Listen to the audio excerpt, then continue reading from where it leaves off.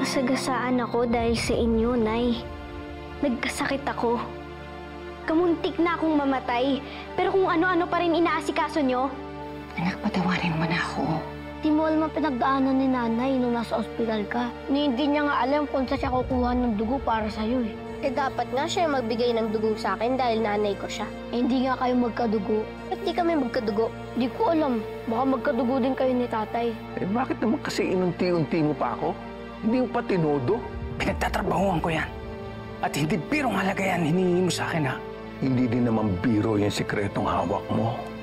Nakataya ang buong pamilya mo rito. Ano ba kasi yung gusto mong itanong? Tungkol po sa tatay po namin ni Tyrone. Bakit kasi hindi mo pa sabihin sa kanila ang totoo, Rosel? Buhay ang tatay niyo. Yun ang hindi masabi-sabi sa inyo ng nanay niyo.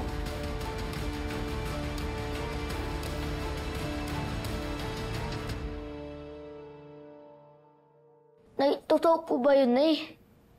Totoo pong buhay ang tatay namin? Anak, Tyrone, kasi hindi ko naman gustong... Kaso... Aminin mo na kasi ang totoo. Malalaki na yung mga anak mo. Maiintindihan na nila.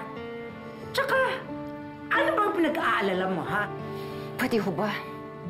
Manahimik na ho kayo. Aba.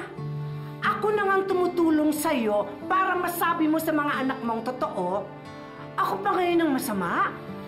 Ha? Totoo nga, Nay! Totoong buhay si tatay? Oo! Oo! Buhay yung tatay ninyo.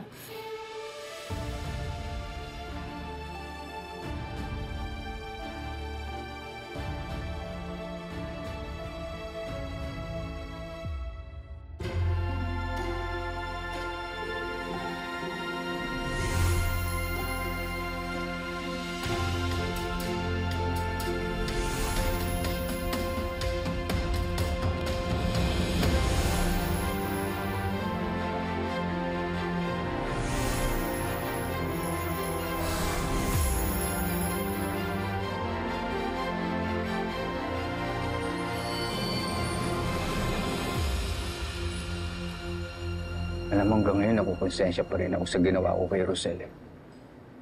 Piringin mo, ginawa ko yung bata na wala siyang kaalam-alam na nasa akin si Bel.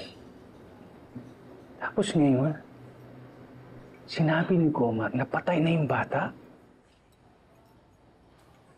Well, pare, isipin mo na lang mas makakabuti yung kay Rosel. Hindi na niya isipin yung kalagayan ni Bel. Ay, Dok eh. Alam mo, pakiramdam ko, tuwing kasama ko si Bel, parang ninanakaw ko yung minutong na dapat silang magkasamang mag-ina. Ganun din kay Bel. Naging unfair ako sa bata. Itinago ko yung totoong identity ng nanay niya. Bakit di mo sinabi sa amin agad? Nay, bakit ka nagsinungaling? Kasi, anak, wala naman siya dito para alagaan kayo, para mahalin kayo. Kaya iniisip ko, hindi na mahalaga na makilala ninyo yung tatay ninyo. Pero, Nay, sinabi niyo po sa amin na patay na siya. Nagsinungaling pa rin po kayo sa amin. Yun na kasi yung naisip ko eh, para hindi na kayo magtanong sa akin. Pero, Nay, mali yun eh. Sorry kasi kahit naman sabihin ko sa inyo, hindi niyo ako maiintindihan eh. Di ba po sinabi niyo sa amin na dapat laging magsabi ang totoo, na hindi magsisinungaling? Pero ano itong ginawa niyo po sa amin, Nay? Tyrone, anak, sorry. Patawarin mo ako, Tyrone. Ayan! Bakit nagawa niyo sa amin to, Nay? Bakit ayaw mo makilala namin yung tatay namin? Bakit ka nagsinungaling, Nay? Sorry. Nay! Sorry kasi kahit naman sabihin ko sa inyo, hindi niyo ako maiintindihan ni anak. Sorry na. Patawarin niyo ako. Hindi, Nay eh. Hindi yun eh. Hindi ko to inaasahan sa inyo, Nay. Niloko niyo kami ni Tyrone.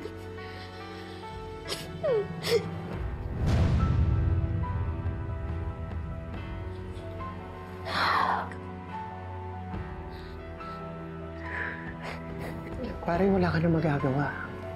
Naipit ka na sa sitwasyon. There's really nothing you can do.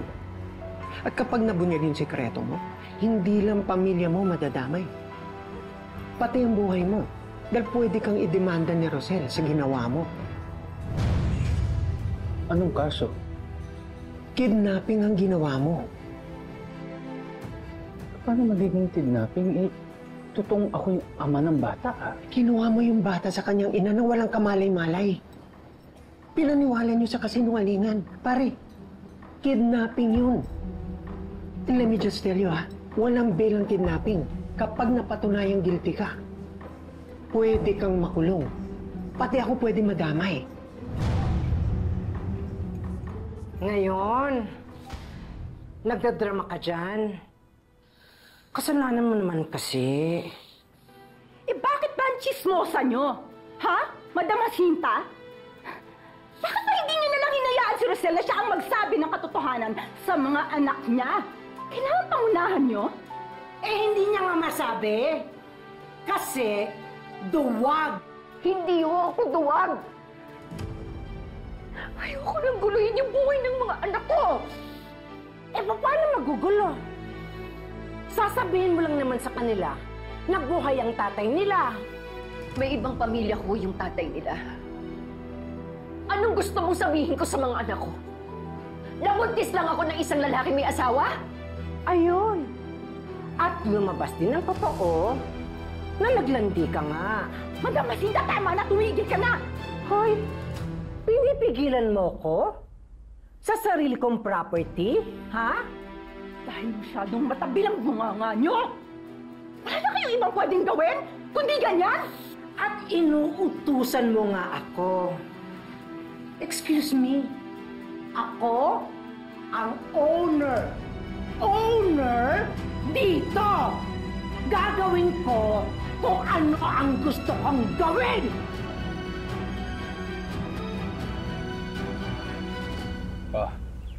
Kumpleto yan, ha? Walang labis, walang kulang. Ayos. Bababayaran ko na lahat ng utang ko. At makakapagnegosyo pa ako. Thank you, Simula ngayon, ayoko na makita yung pagmumukha mo, ha? Kahit text, huwag kang magte-text sa akin. Tapos na tayo, bayad na ako sa'yo. Ba't parang galit ka? Sir Chris, pwede naman tayong maging friends, ha? Malay mo, mapakinabangan mo pa ako sa ibang bagay. Ha?